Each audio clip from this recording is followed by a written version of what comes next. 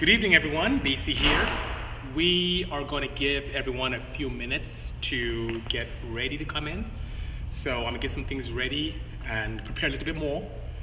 Well, I'm going to grab one prop I have, which is pretty interesting, something I'm very passionate about. So I'll be with you in a second, guys.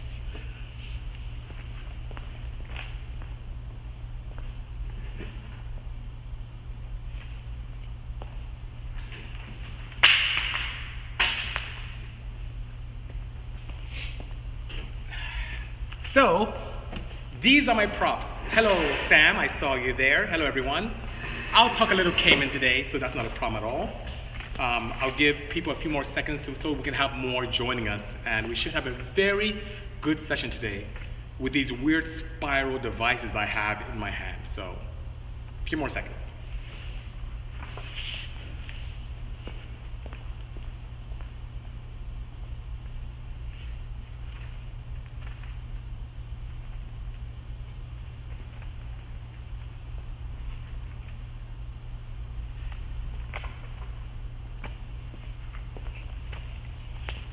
Hello, Mikey. See you over there. My friends on Facebook, my friends on Instagram. Welcome, everyone, to the second BC Tech Tuesday, Bisimoto Tech2sDay. And you know, I had such a great time last week. It was absolutely fantastic interacting with so many of you.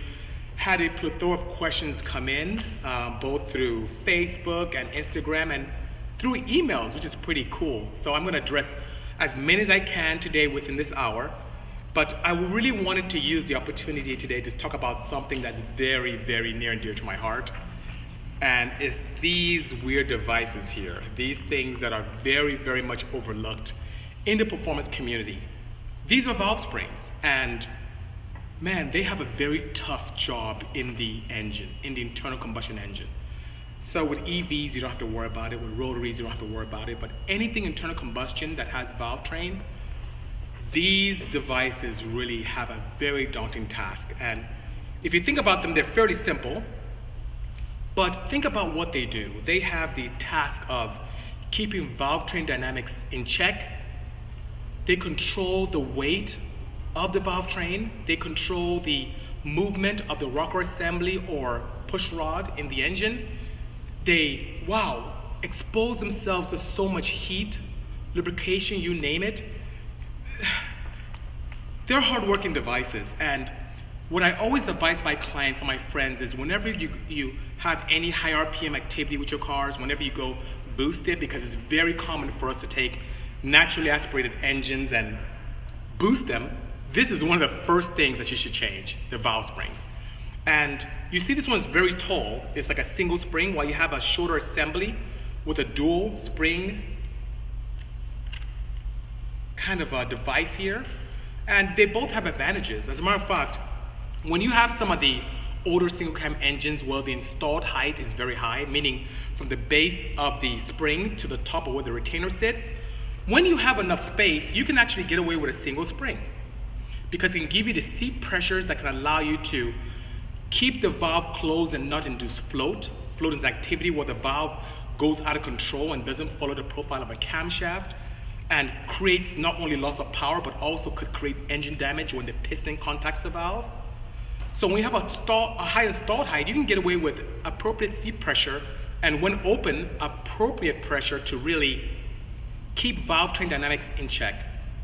But what happens when you have a very low profile head, like a twin cam head? Where most engineers would design something to allow for hood clearance? Well, that's where the dual spring comes in place. It gives you the seat pressure you need, and because of the limited installed height, when the valve is open, you have the pressure that can keep things in check as well. Something that's also cool about the dual valve spring is, with valve springs, there are a lot of harmonics that come into play. When you get into the natural frequency of a valve train, of a spring, it starts to oscillate uncontrollably and doesn't do a good job in keeping valve train dynamics in check. So when you have a dual spring, of course, the inner spring has its own natural harmonic frequency. The outer has another harmonic frequency. And when you combine the two together, the RPM where the outer one goes crazy is different from the inner, so you always have stability. But luckily for many companies, including the ones that we sell as well, when you have a single spring, you definitely design it and can check it on a Spintron device. you can definitely design it so that you never experience the natural frequency at the RPMs or the loads that you'll see within the engine confines or within the engine load parameters. So it's pretty exciting. So without boring you to death about this, whenever you have a high performance application, spirited driving, high RPM, larger camshafts, especially when you're supercharging or doing any kind of turbocharging, take time. It's a small investment. Invest in your valve springs, and you will spring into action with your car and have a great opportunity to experience great, I should say, success and a lot of opportunities to go fast, reliably. Reliability is number one. Think about it, guys. The motto here at Bisimoto is reliable power guaranteed. There's no need in making great power if it's not reliable. So that being said, think about it. Any questions, let me know. I'll be more than happy to assist. But valve springs, very, very, very important. So, without much ado, let's get to some of your questions. And I have my fantastic assistant, Ariana, right behind me, like last week. Hi, and guys. Hello. And in the second one, she's gonna read out questions to us that you guys all submitted through different mediums, and I am here to help. I'm here to answer. I really love engineering. I love cars. I love going fast. I love making things better. And it just so happens that I really embrace automobiles. And because of my desire to take a scientific approach in everything I do, it's put me in a very great position where I can really love what I do, have a lot of fun, and help my friends, all of you, achieve and even exceed your goals. So let's see what we have today. Should be a really good session. So Ariana, what do we have first? First question. First question has 3 questions in it. Okay, so the first question, I guess the guy's somewhat greedy. Instead of one question, it's a 3-question question. So let's see, what do we have? This question's from Mikey NYC. Mikey NYC, I assume you're in New York. So if you are, hello from the West. And what did Mikey have to say? Does the box on top of the Odyssey improve downforce? Okay. Any tips for averaging 30 miles per hour in an Odyssey? 30 miles per hour or miles per gallon? I'm sorry, miles per gallon. Okay, miles per gallon, okay. So that's a slow van. No worries. Why don't you sell parts for Honda's 3.6 liter V6 and that you used in your build? Okay, so the 3-part question. First question was the strange on my 1,000 horsepower Odyssey that we built for Honda, and we had a lot of fun with it. It's one of my most popular builds. Very out of the world, very different thinking. There's a story behind it. Me starting a family, and I couldn't give up going fast, but I also wanted something I can haul around the kids in style. That was a genesis with some influence from, of course, my friends at American Honda, John Yoshinaga in particular. Hello, John. Thanks for your insight with that. That was a great idea. And some support from Chris Martin and Nina over there as well. So that being said, that box we have on top, does it help with aero? Does it help with downforce? And his second question was in regards to what he needs to do to really average 30 miles per gallon.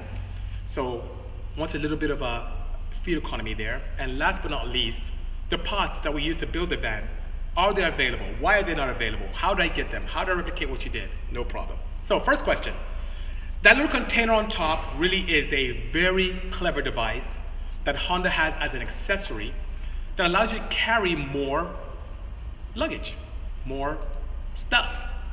Sometimes you may have 6, 7 people in the van and you need more space to haul stuff. So that up top is a great way to do it. Now, you may have seen on some of the videos we put out, whether it's with something that's involved as Top Gear or Car Matchmaker, or there's something coming out on Netflix I'm not supposed to talk about, but it's pretty exciting. We removed that box on top because it is an aerodynamic disadvantage. It is a larger device. It has a streamlined shape, but it doesn't help with downforce. If anything, it creates a significant amount of drag, which is not very good for speed, as you can imagine. So that being said, it looks cool, very JDM, does a great job in allowing us to haul more stuff. I've thrown stuff in there. I've even put a tire in there once, pretty cool. But when it comes to realizing speed, and in my opinion also fuel economy, which leads into your second question, a very nice segue, that is a drag penalty device. It does hurt a little bit. So that being said, hopefully your first question was answered, Mikey. And for your second question, there's one good way to get 30 miles per gallon on a van like that, and it's to keep your foot out of it. What I mean by that is Honda's done a very good job, especially in partial throttle, with the factory ECU to allow you to experience stoichiometry. 14.7 to 1 air-fuel ratios. or what we've seen, and slightly 15 sometimes when cruising. So if you drive in an austere manner, make sure that your tires are inflated properly. Make sure that you use engine oils that can lend to better lubricity and can also help with efficiency. So that being said, that gives you an opportunity to improve the efficiency of the engine, and your driving style has a significant amount of impact on fuel economy. So when driving, there's no need to floor it or to go half throttle just to take off from a stop. Ease into it gradually, and as you cruise, there's no need to brake abruptly. Just brake gradually when you need to. Turn properly, make sure your alignment's good, make sure your tires have proper pressure, and you'll see great opportunities. Now, if you have some kind of way of tuning your vehicle using an engine management solution, and obviously, hopefully something that your areas allow you to modify that accordingly, because in California, it's very strict with smog and emissions, and you're not supposed to touch any emission devices. But if you have an opportunity to monitor that, you could play around with fuel ratios and get a little lean burn.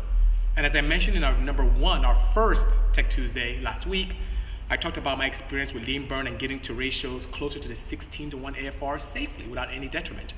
So that being said, that's another way to do it. But if you don't have access to those, which many of you don't, air pressure, very important, proper alignment, don't carry unnecessary weight around, and above and beyond that, driving style. So last but not least, I believe you had a question, Ariana, about the parts we use to build a van. Are they available? Why aren't they available? Well, actually they are.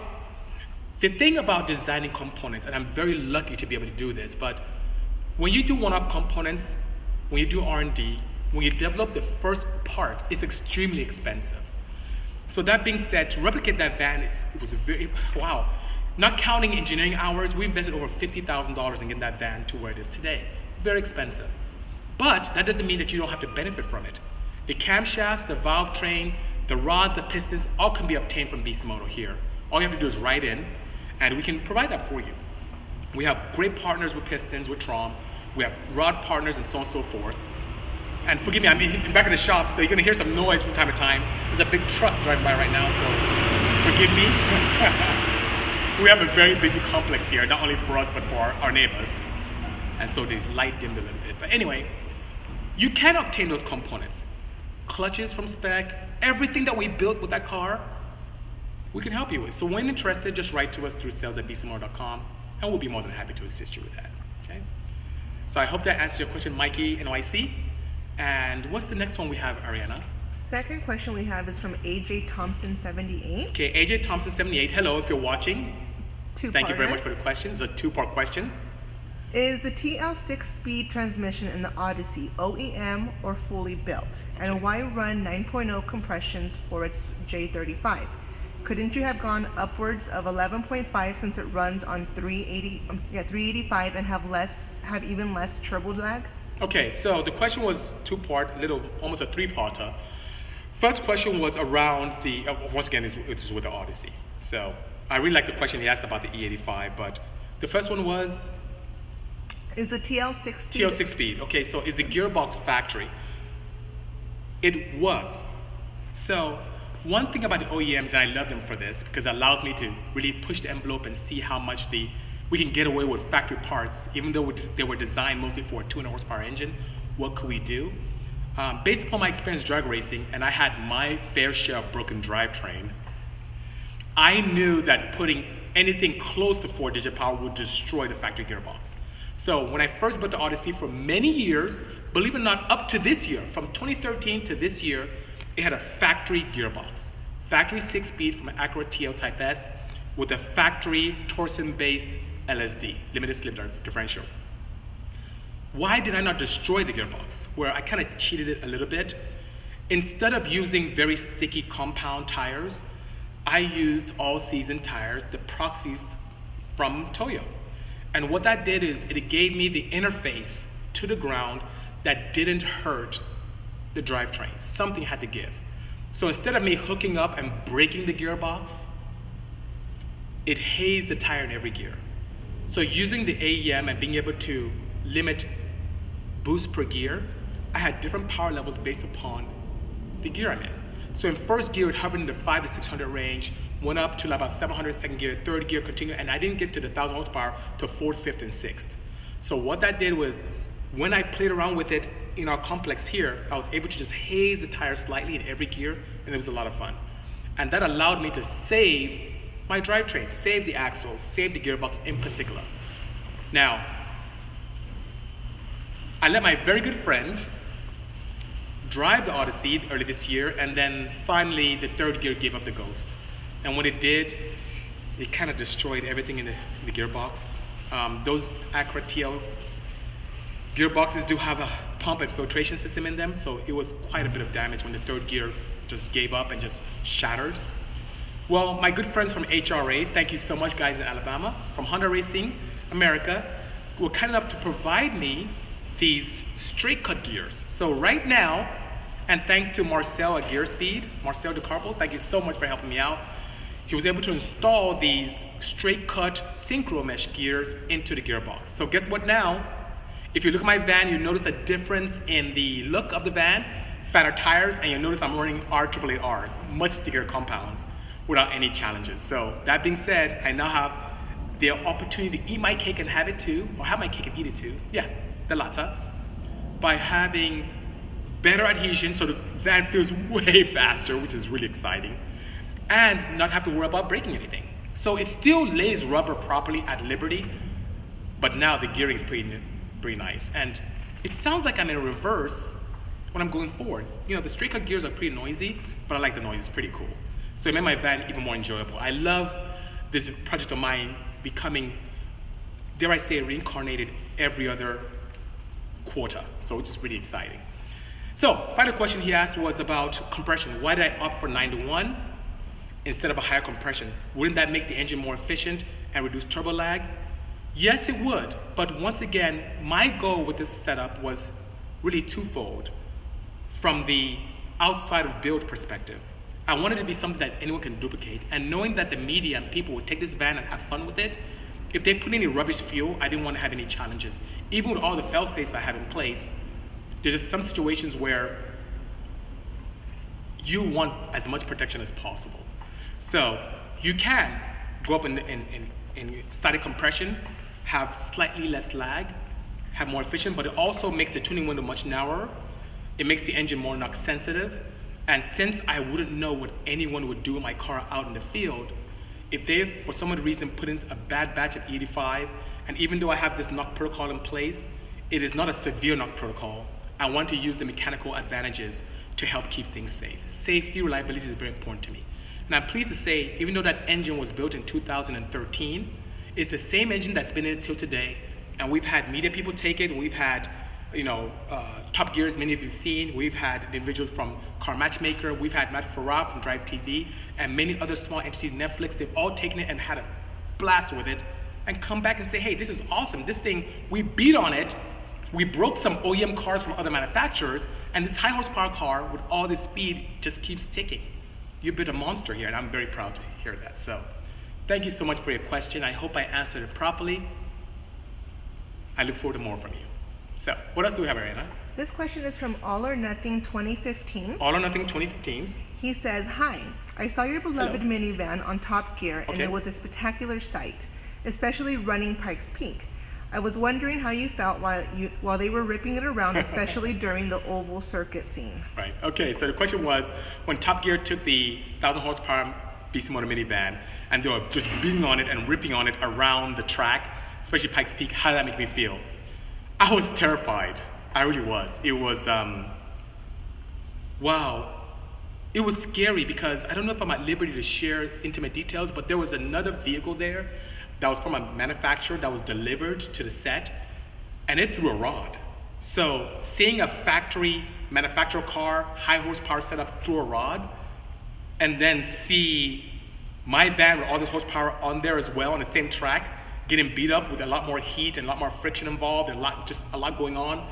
The panel wasn't baffled. I was really, really afraid. So, but you know what? I was afraid, but also excited because I wanted to see how far we can push an engine I built here in-house, and how far I can push technology, and how good the components of my partners could play a role when chosen properly and designed properly. So, a mixture of fear and excitement. And I'm not afraid of the unknown, so it's very, very good. but it also, at the end, gave me so much happiness. And it's so good to have this confidence that your builds can really get beat up by complete strangers on purpose, just destroy, just hit on RPM, bounce on rev limiter, and still do well. So I hope that answered the question. That was a really good question. I'm very excited to be able to answer that, but it was a hair-raising experience, but one I enjoy and I wouldn't trade for anything in the world. Next question is from AJ Thompson 78. Okay, AJ Thompson 78. Hello AJ, hopefully you're watching. What would someone need to do to become a potential employee or apprentice at Bisimoto Engineering, such as qualifications, experience, level of knowledge, age, etc.? Okay, so here at Bisimoto, it doesn't really matter. If you have the heart of an enthusiast and desire to work hard, that's number one. Hardworking, someone who's extremely responsible, who pays attention to detail. It doesn't matter if you're a music major, film major, engineer. You can have a good time here at Bisimoto, and I'd be more than happy to welcome you here. We need people who are very serious but also like to have fun, and someone who team spirit means a lot to. So you don't necessarily have to be an engineer. You don't have to be a scientist. You don't have to be a mechanic. You don't have to be a film student. As long as you're an enthusiast and you want to have a great time, write to us at sales@bisimoto.com or lab@bisimoto.com, and we'll bring you in and talk to you and see if there's an opportunity for you to have join our team here. And if you do a good job as an intern, we would absorb you. So something to think about, and hopefully that answers your question. lab@bisimoto.com, and we'll see what we can do moving forward. Okay, cheers. Next question is from BSAD. BSAD, okay. When choosing camshafts, Yes. how do you know which lift and durations are the right ones for the job? Oh, this is an awesome question. Okay. Forgive me, guys. I get really excited about this. This is a great question. So he's asking, how do I determine lift and duration that's ideal for setup? And man, okay. I'll try and make this brief, but forgive me if it gets long-winded, because this is where I really spend a lot of time when it comes to designing components for engines. The key to horsepower in any internal combustion engine, and I said it twice, yes, is in the head. Whether it's naturally aspirated or force-induced. Or even if you use a chemical supercharge like nitrous, definitely the head, holds the highest potential for power. So thinking about this, and I mentioned this briefly, and I'll keep saying this, and you hear from time to time, internal combustion engines are nothing but glorified energy converters. That's all they are. So when you think about the first component of the energy conversion, where you're taking the chemical energy of air or oxygen in the air and fuel with the caloric value of the fuel, you combine the two in the right ratios. You then explode that mixture. So now with a spark, you're inducing a very exothermic reaction, allowing for heat to be formed. Now it's gone from chemical energy to heat energy. And now that energy should be harnessed in the best way possible to perform mechanical energy on the piston. So now it's converted to mechanical energy. So taking a step back, mechanical, heat, chemical. That chemical equation, the way to make power is to get as much air into the engine as humanly possible, as physically possible, as chemically possible, as much air with the densest amount of oxygen, because that's what creates the heat. And the more heat, the more power. So, more controllable heat, the more power. Okay, so that being said, if you have a head, it needs to flow properly to make power. So what do? And I have partners all across the globe, but I really love Tom at Portflow. So he allows me access to his flow bench. The first thing I do if I get an engine that's either one that's familiar or not so familiar, or we're experimenting with port designs, is to take it to a flow bench. And the first thing we do is flow it. And we continue to increase the lift, especially on the intake, because it's easier to excavate a cylinder than to fill it. So filling the intake is very difficult to do, especially since we're using atmospheric pressure with NA setups. And even if you're boosting, you need to be able to flow properly. So that being said, you put on a flow bench. So just for example, let's say you have a head that flows, let's say 300 CFM at 400 lift. And let's say we use 28 inches of depression. So 300 CFM, 400 lift, but at 450, it drops down and plummets down to, let's say, 220. There is no reason at all to have a lift that's in the 500s for that head, because there's no need to flow and put stress on valve train and so on and so forth. And when it comes to duration, I try my best to design a camshaft where you have that door open, that duration as long as possible, where you have the biggest bulk of area under the curve for that flow chart. So on the same head, 300 CFM, 400 lift, let's say it's 280 at 250 lift. Well, guess what? That's a very fat curve at 250. I'll try my best to leave that valve open as long as possible. And also bearing in mind that with dynamics, you don't want to have any valve-to-valve interference. By playing with that and playing with lobe separation to keep things safe and efficient, I'm able to have a camshaft that takes advantage of that head. So it's not where you just get a cam and try and match it accordingly. It's the other way around. You get a head, and that determines how the camshaft looks. And that's how you get the most efficient setup. That's how you're able to do that. And it's just a great way to experiment by looking at the data. Data yields results, and that's what we pay a lot of attention to. So duration is based upon head flow. Lift is based upon head flow. The flip side also happens. You may have a head that no one ever plays around with 600, 700 lift, but it still flows like gangbusters in that region. You need to do what you can, design valve train the way you can, or have someone help you with that, or go to components that are very reputable and take advantage of that flow. And you will make more power on the dyno. And even when we design boosted setups, it's not any different. It is just a naturally aspirated engine in a pressurized environment. So you'll see a lot of cool projects coming from here, and that's why a lot of people wonder, how do you make so much power boosted? I'm an NA guy. That's where I hone my teeth, and I take the concepts of natural aspiration and apply it to turbocharging, and the results are absolutely phenomenal. So that being said, I hope that answers your question to some degree. Hope it answers your question properly, but the head is a genesis. The head is a catalyst for camshaft design. And even if you're designing something for mass production, for mass consumption, get ahead first. Don't just throw numbers and hope that something sticks or play on with things. There is a scientific approach to being efficient with that design. Okay? Wow, time is flying. I can't believe it. Okay, next. Next question. Would you ever build a car like a 911 or something to compete at Drag Week or any other drag half-mile event to show off what you can build and promote your business? Great question. So the question is, will I ever build a drag car, a drag-based setup, I assume maybe quarter mile, 8 mile, or ideally half mile, especially in the Porsches and 911s. Now, my blue 911, which is the first one I ever built with a twin-turbo water-cooled engine, I've taken to Arizona. So I've run, what's that cool event that we went to that time? It was a no-fly zone. So after the no-fly zone, we had a good time, and it did very well for a car that was not aerodynamically sound. It was a car that was built in 1976, so it's not the most aerodynamic vehicle, but it did very well. And if you want to see the results, go on YouTube and do a search for Bisimoto Porsche no-fly zone, and you'll see that run and see how I did. It was really, really cool. And I won against a domestic car, which is pretty exciting. So, but this year, I'm trying so much. This year is almost ending. And next year, I have a very exciting project.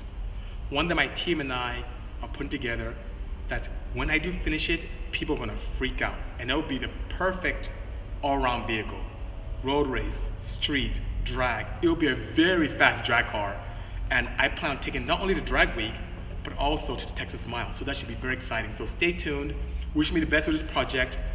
Hopefully it doesn't put me in the poorhouse, but it's gonna be a very, very exciting, nice, I can say, pro touring vehicle, which is a mixture of old school beauty and new technology, unlike anything I've ever done before. So I'm very, very excited. So stay tuned to some updates for that. I'm sure all of you will find it very, very exciting.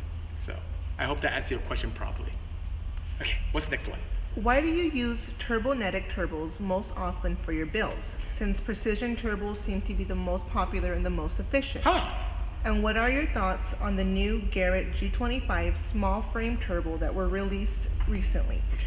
Could you or would you make a YouTube video showcasing their power capabilities on one of your cars? Okay, so it's a multiple question. Hopefully you guys heard Ari with the question that she posed. What's the guy's name? AJ Thompson 78. AJ Thompson 78. So thank you so much for that question. That's a great one. I may disagree with you on the component, on the part where you say that Precision is more efficient than Turbonetics. They're both great companies, and maybe you don't know this, but they're now sister companies, which is great. So Turbonetics is a brand that I've always respected for years. Now, bear in mind I came from the drag racing scene. I've been there for years, still have a lot of fun drag racing from time to time when I can. But above and beyond that, years ago when I first started, there was a group of guys. There's a shop that's nearby here, nearby us here in Ontario, but it's mostly in the Montclair area. It's Drift Motion. They do a lot of Supras.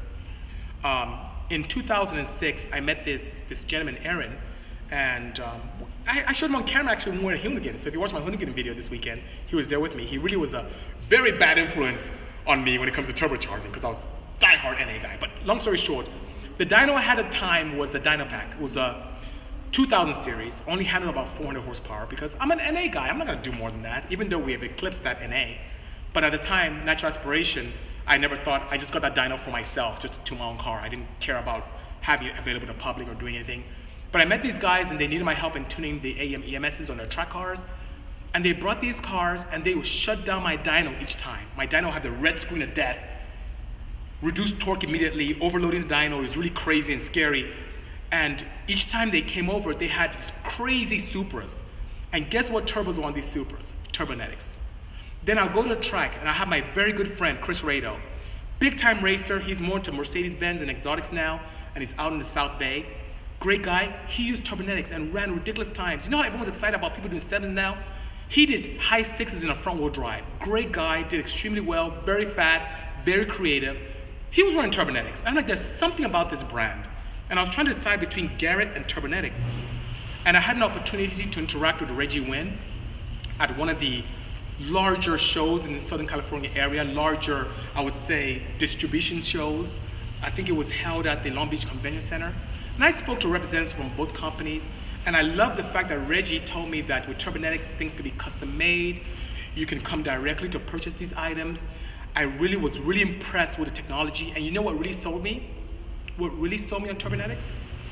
The fact that they have very lucrative, very vast military projects and contracts. So you have those drones that fly around in the Middle East and a lot of military contracts and military like flight vehicles. They run Turbonetics turbochargers. These guys know their stuff. So when it comes to technology, they are up there with crazy designs and so on and so forth. And the automotive scene was a very small percentage of their business.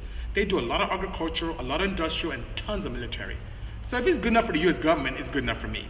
Now, on the same token, as years progressed, as we moved away from 2006, 2007, I've seen companies come up, some become popular, some go away, but I've seen Precision really do extremely well, and they continue to innovate and find ways to improve on their wheel designs, whether you're looking at the turbine or the compressor. I knew they use a lot of Turbonetics components. I don't know if you know that, but Precision initially used tons of Turbonetics components, the cartridges, the wheels, and then they started to design their own and doing some very well with it. And recently, they are now combined. They're like the same company, they're sister companies. So guess what? I've been asked to play around with some Precision things, whether I like it or not. And now my Odyssey, the minivan, has a Precision turbo on it. And the Porsche I built for SEMA this year, guess what it had? Precision. The 1,000 horsepower rear-wheel drive conversion Hyundai Santa Fe, Precision. And I have another cool project coming out this year as well, this coming season, Precision as well. So they're both great brands, they both have their advantages. You see Turbonetics doing more and more industrial and more military and agriculture. And when it comes to performance, you see a lot from us and from them with Precision. And they have great things. Great team, I met all of them, great guys, Joe, Tristan, great guys. I love them. I met the whole family, Harry's daughter and everything. And now you see them doing a lot of events together. They were together at SEMA. You see them together at PRI in a few weeks. So that's great. And the Garrett Turbo, the 28 series, I haven't played with it. So I can't comment on something that I don't have any data with. But to answer your final question around comparisons, absolutely, I live on that. Many companies, including Turbonetics, and I'll start doing this with Precision as well, will send me components to test for them, real world. And the great thing about us here at Bisimoto Engineering is that we take data very seriously. When you need any information, we keep all variables constant and change one thing. So it's very difficult for companies, and I hear this complaint from time to time. They'll give a part to a racer or to a street guy or to an enthusiast, and then the results are all over the place because they change 5 different things at the same time. But here, because data is important to us, because we're scientists and engineers, we tend to really pay attention to detail. And if we're changing just the exhaust housing, that's all that would change on this engine. If we're changing just the turbine wheel, that's the only change.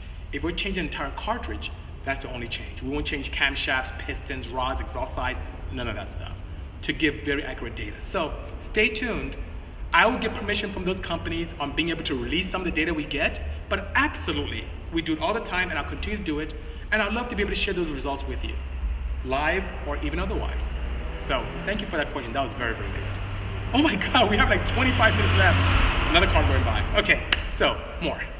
This question is from Shunt McGuppin. Shunt McGuppin. That's a very interesting name. Is he from Instagram, Facebook? Instagram. Instagram? Okay, hello, Shunt, I believe. Anyway, yes. M1, or can you make the same or close to the same power with E85? Is ethanol fuel only worth it if you're running very high levels of boost? Great question. So he's asking about M1, which is methanol, versus E85. And wow, okay, I'll try not to take up the entire 25 minutes talking about this. As many of you may know, my background is in chemical engineering. So I'm an astute chemist. I love chemistry. Years ago, when I couldn't even afford to buy race fuel as a student, I made my own fuel using tetraethyl lead, toluene, and regular pump gas as a base. And people protested and so on and so forth. And when they were protesting, thinking I was doing something exotic, which I wasn't, I added esters that I made in-house using short chain hydrocarbon oils and adding some acids to break down chains. I can make these different smells. So I'll add these esters to my concoction of race gas using base fuel from the pump. And people freak out, oh, it smells like grapes, it smells like strawberries. I was just doing that to piss people off. But anyway, my background is in chemistry, I love it. And as I mentioned earlier on with the whole energy converter that an engine is, fuels are very critical to making power as well. So we talked about air, getting air into the combustion chamber, using the head and flow. Another component to making a lot of power is the caloric content of the fuel. Yes, just like calories when you eat, energy, units of energy, each fuel has a caloric content. And when you look at the popular fuels, gasoline, regular petrol, E85, methanol, in that range, caloric content goes from low to higher. So gasoline doesn't have per unit fuel, when you burn it with a given amount of air, gasoline puts out less heat than E85 than methanol. So to answer your question, definitely you can make more power with methanol than you can with E85. The challenge with ethanol compared to gasoline is ethanol is fairly hygroscopic, which means it absorbs moisture from the atmosphere. So it can get pretty diluted with water if it sits around or if you have it on a ground surface and it could absorb moisture.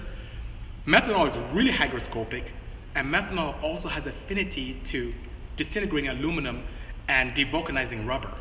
So that being said, it can attack your rubber lines and it can really attack your aluminum in your setup.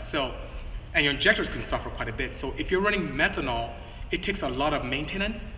You have to pickle your system after you run at the track, which means you have to flush it with gasoline to protect things and protect your lines. You could get away with the line issue by using Teflon internal lines. I'm sorry about the ringing. We have ice cream guys walking around the complex from time to time, so forgive me guys for the ringing back here. But take away the disadvantages of the maintenance of methanol, it's a great fuel. Because the latent heat of vaporization is very low, meaning that it takes a lot of energy from the atmosphere to vaporize, it cools down the intake charge. And when you cool down the intake charge while spraying the fuel into the head, you can have a denser mixture of air, which contains more molecules of oxygen, which means more power. So above and beyond the caloric content, the cooler intake charge, and you see some turbo guys even mounting injectors farther away to even cool further, you get even more power. So it's a great fuel. We've seen anywhere from 6 to 7% more power on natural and boosted applications when you compare E85 or even E90 to methanol. And then M1 is it is a brand from VP Fuels, who's one of our partners as well. And then you can also have, I'm sorry, I'm asking to stop ringing for a moment.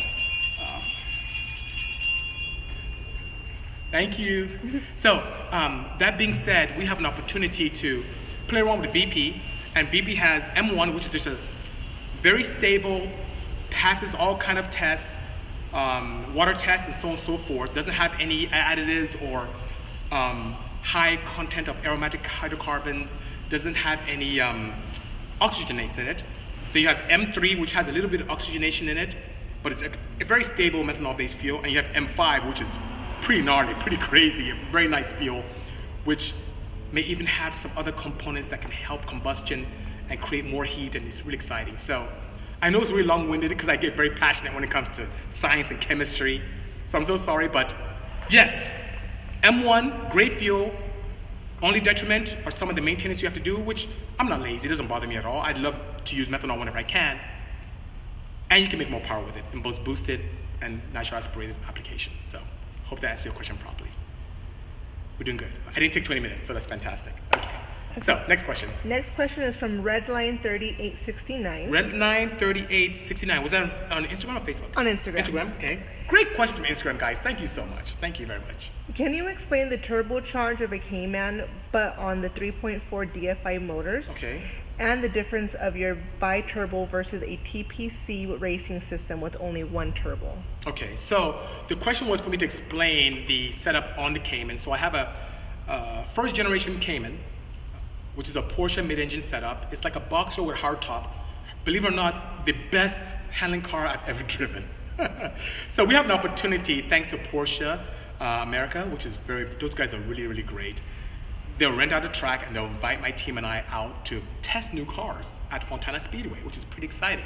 Ari hasn't had the chance to join us, but she will soon when we get our next invite. Ari's a lot of fun. Yes. It's so awesome. Anyway, so we have the opportunity to drive on the track, spirited driving ourselves, not with an instructor driving, we driving it, us driving it, handling it, having fun, unrestricted, unsupervised, which is pretty scary.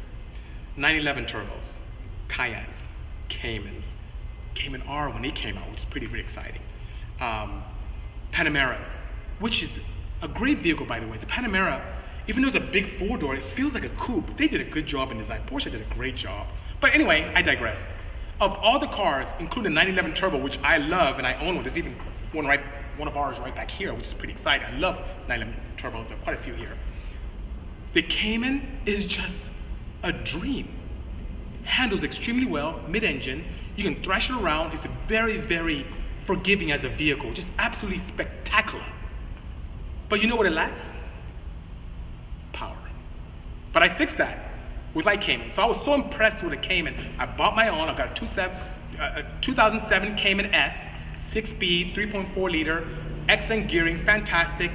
I wanted something I can modify very easily because it has a port injection, opposed to your question where you want to find out about the direct injection. I'm gonna pause for a moment for a truck to go by.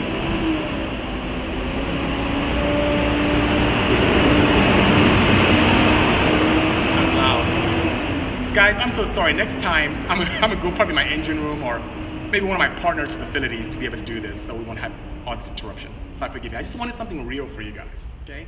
This is what happens all the time. Okay. So unlike the direct injection, which is harder and harder to tune, I went with a port injection where we have full autonomy. Built as a track car, it has an AM Infinity, fantastic, which we did a very customized program for it, plug and play, and took it from the not so exciting high 200s, mid to high 200s, to 481. So now the Cayman had a great opportunity to become very, very fun, and still have all the characteristics of being forgiving and well-balanced, which is fantastic, which also led me to building a mid-engine center seat car for SEMA, this past SEMA. But I digress. Back to the Cayman. It's a very simple setup, and I wanted something that's simple. Simplicity and efficiency was very important to me. So you'll see a mounted rear air-to-air intercooler with some ducting to get cool air to it as much as possible. You'll see a twin turbocharged setup, which pays homage to Porsche AG, because they love twin turbocharged setups. And since they're TNX turbos from Turbonetics, they're very, very efficient designs where I can be able to have great spool without having to worry about a ton of lag when I'm road racing, but also gives me the expandability to eclipse the 700 horsepower mark when I desire to, which is what I'm playing with now. I'm building that setup, and I'll share some insights on that build with you guys very momentarily. And just to be able to have a lot more fun, because yeah, I'm crazy. I got tired of 481 after a while. It was great, but I got tired of it. So back to your question, the same kit will fit on a direct injection DFI setup. It was designed for off-road use only, so this is not something you should drive around to the supermarket, or if you're in areas where there's smog issues or emission issues, do not disobey the requirements of your local authorities. It's a track-only setup, and that's why I designed it for. So that being said, when compared to the TPC kit that was mentioned earlier, of course it's a twin turbo versus an auto turbo. The turbochargers are late model designs when it comes to efficiency and engineering. It pays homage to Porsche, so it's super, super efficient, and I'm able to get great, amazing throttle response, delivery, and efficiency with the two turbos than with a single. The other kit also has a liquid-to-air intercooling system, and I've seen people street, so I don't know if it's a street kit or not, but ours is, once again, simplicity. You don't have to worry about water lines or anything crazy. It's very, very simple and efficient, and I've had a lot of fun with it. Drove it around for a good 2 years, and it's fantastic. Going to track, Button Willow, streets, Fontana. It's a really, really cool setup. Really cool. I love it so much. And I could make it available if the demand is there. So I've had some inquiries from time to time. I don't know if enough people want to race those. And if you do, write to me. I can duplicate it for you. It shouldn't be so bad. The prices will be very, very comfortable. It'll fit on a DFI, but I don't have a tuning solution for direct fuel injection at this time. I do have a tuning solution through AEM. And you'll see on their site as a third-party application for the Cayman. I do have that for the port injector. So if you have a 997.1 or better 987.1, I can take care of you. 987.2, I can possibly help you with the kit, but when it comes to tuning, you may have to look towards your local dyno facility or some of the other flashing places to see if they can help you out. So I hope that answers your question properly, and look forward to any response and any interaction or questions you may have. I'm here to help. Okay. So we have, my goodness, 14 minutes, 13 probably. Okay, so what else do we have? Okay, this one's from We Are Savages 2017. We Are Savages 2017. That's an interesting screen name. You have to tell me what that's about. But anyway, go ahead. With a 2007 Nissan Altima with a VR38 DETT and AWE conversion be technically and mechanically possible? Okay, so you want to know if you can do a swap with this V series engine and make it all-wheel drive. It is. It is. You can really do that swap. Now, the question for you is it cost effective? No. It'll be a lot of fabrication, a lot of work, a very nice pet project, a very nice passion project. It can be done with the right amount of resources. It can be done very well. We could do it. My team and I can definitely take care of that. But it'd be a pretty expensive venture because of the fabrication involved to do it right. Now, if you want to just throw things together, then yeah, it'll fit, but it won't run properly. But if you want it done well, yes, it can be done. Absolutely. We do crazy stuff here. So yes, I hope that answers your question as well. What else do we have? This is a question from last week. Last week's question. Okay, so I promise you guys I get to some of your last week ones. So thank you for the this week ones, and Ari is cool. She's gonna go to some last week stuff and make them happy. So what do we have from last week? This is from Invictus Motors. Invictus Motors. I see you all the time. So thank you so much for your interaction on our feed. What does Invictus have for us? What was the most difficult choice to make when switching from the pharmaceutical industry to this career? Oh, yeah. So for those of you who may not know, I came from pharmaceutical research, did very well there, and then I noticed the people in sales when I was in that pharmaceutical world were making more money than us lab rats. So I decided to defect from science to sales. Anyway.